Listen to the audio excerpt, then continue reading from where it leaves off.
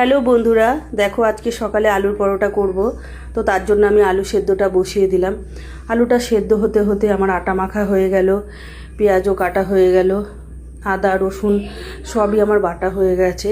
তো দেখো এই কাজগুলো করতে করতে আলুটা প্রায় সেদ্ধই হয়ে গেল। তারপরে দেখো পেঁয়াজ আদা রসুন বাটা আর কাঁচা লঙ্কার কুচি রাখলাম। এরপরে ধনেপাতাটাও ধুয়ে রেখে দিলাম। তারপরে যে আটাটা মেখেছিলাম, দেখো আটাটা মাখা রয়েছে।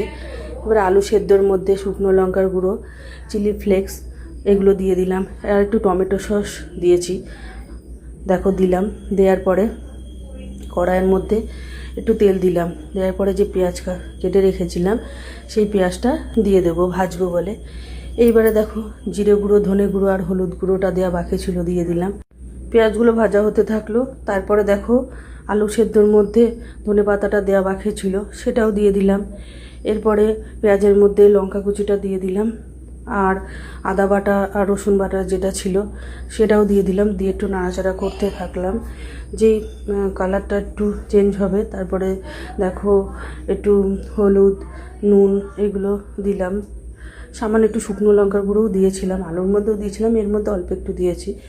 তারপরে যে আলুটা মেখে রেখেছিলাম, দেখো সেই আলু মাখাটা এই পেঁয়াজের মধ্যে দিয়ে দেবো, দিয়ে নাড়াচাড়া করতে থাকবো।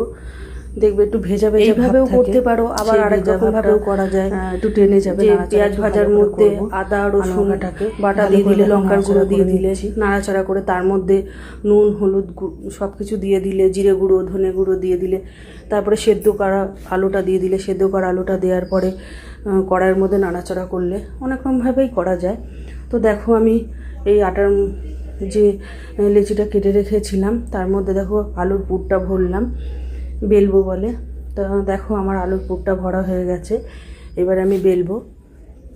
তো বেলা হয়ে গেলে তারপরে আস্তে আস্তে করে আলুর পরোটাগুলো ভাজবো।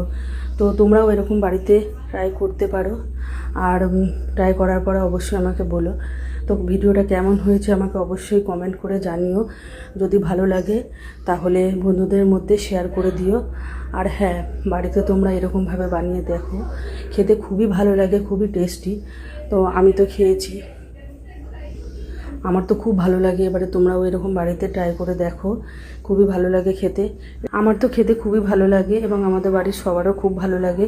তো তোমরাও বাড়িতে ট্রাই করে দেখো। তো ভিডিওটা কেমন হয়েছে অবশ্যই কমেন্ট করে জানিও। So tata.